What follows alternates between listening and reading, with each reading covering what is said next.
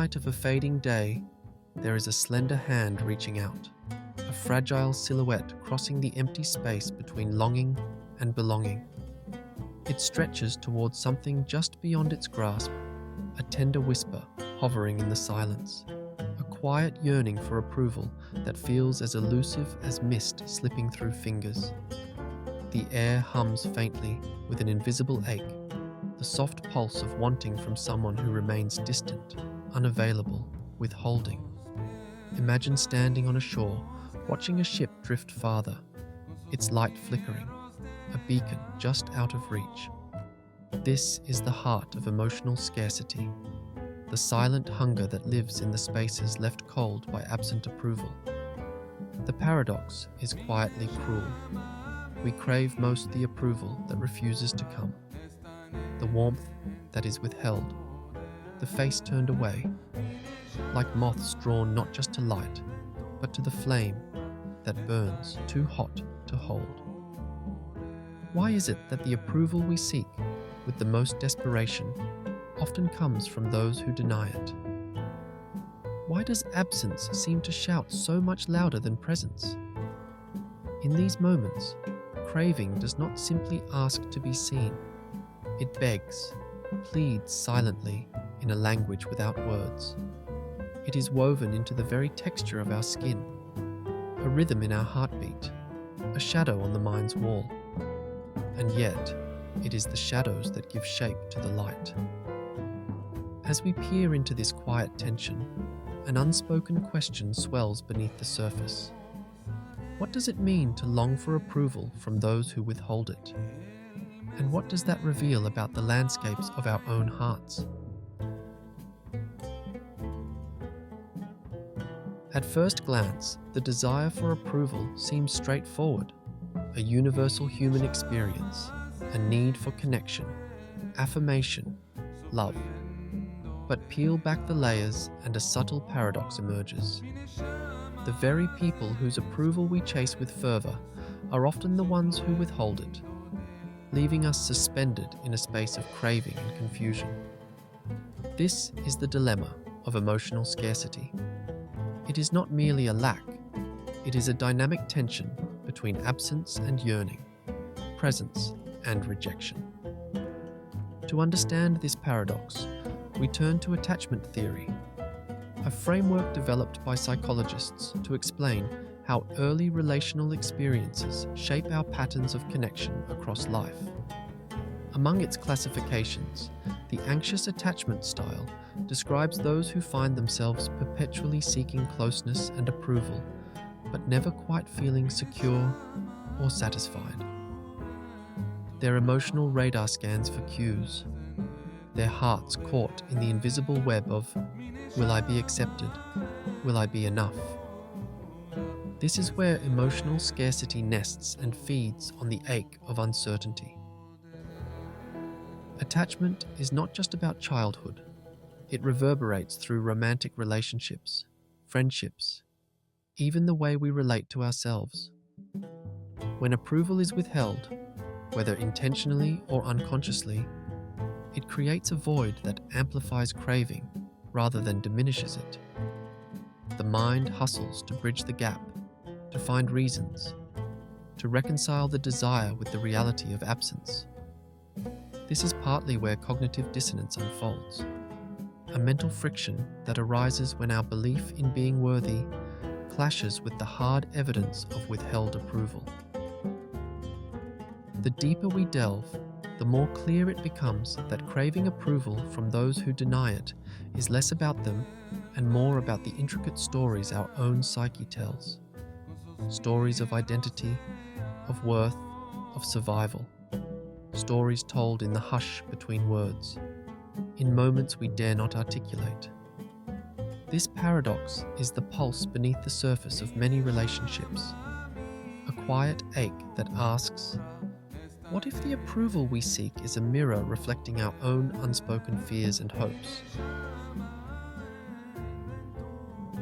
Why do we find ourselves drawn most deeply to those who withhold their approval?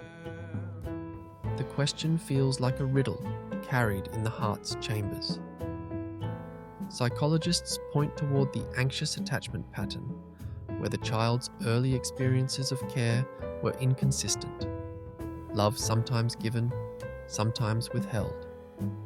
This unpredictability trains the nervous system to stay alert, to crave approval not as a steady warmth, but as something fragile, rare, and therefore more precious. Imagine a garden where sunlight is offered sporadically. The plants do not flourish with gentle, consistent light. Instead, they lean greedily toward the rare beams, their leaves drooping and stretching in hunger. Our emotional systems behave in a similar way when approval is scarce.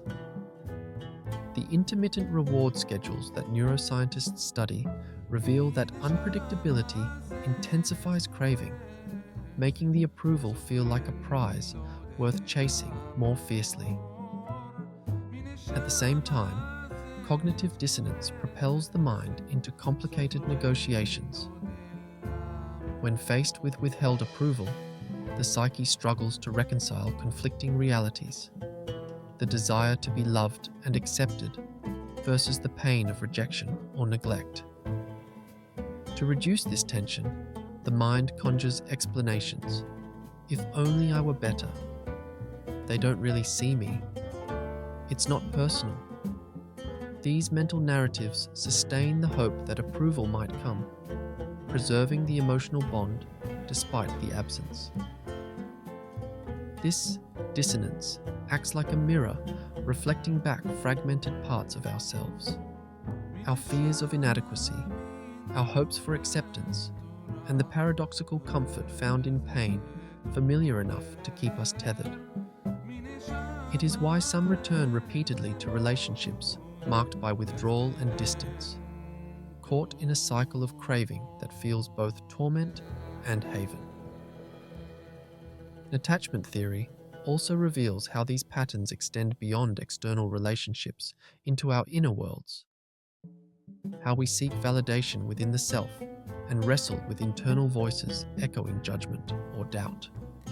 The approval withheld from others often mimics the disapproval we withhold from ourselves. This recursive loop deepens the emotional scarcity, layering complexity on the craving. The cinematic image of a cracked mirror touched lightly by a hesitant hand captures this beautifully. The reflection fragmented yet magnetic, calling us back to the scattered pieces within.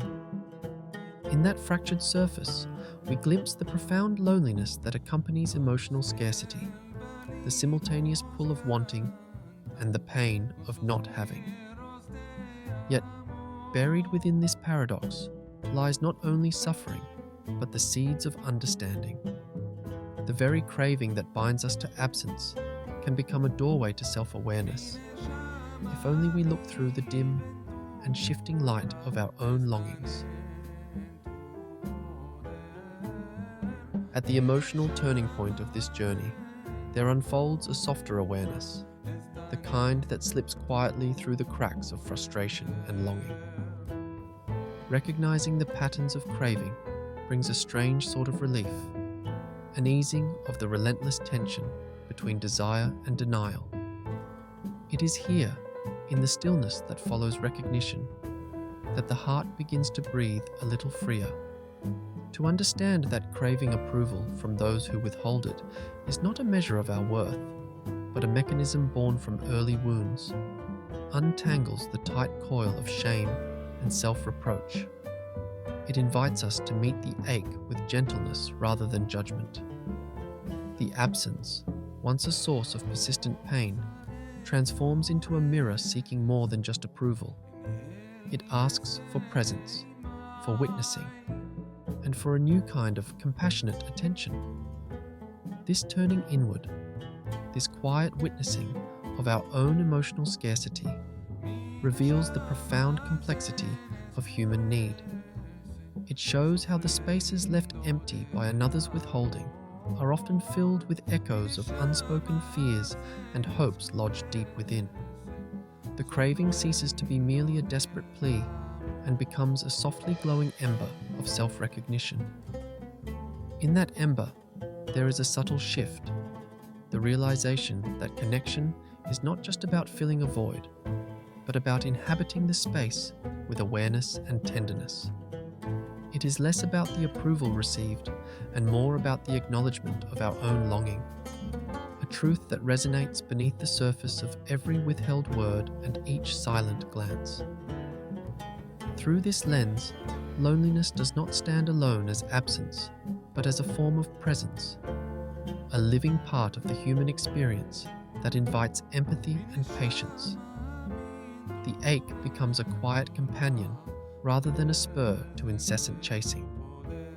We glimpse not a failing or a lack, but a vulnerable pulse of being human, framed in shadows and light, craving, always craving, yet slowly learning to rest in the very space between longing and fulfillment.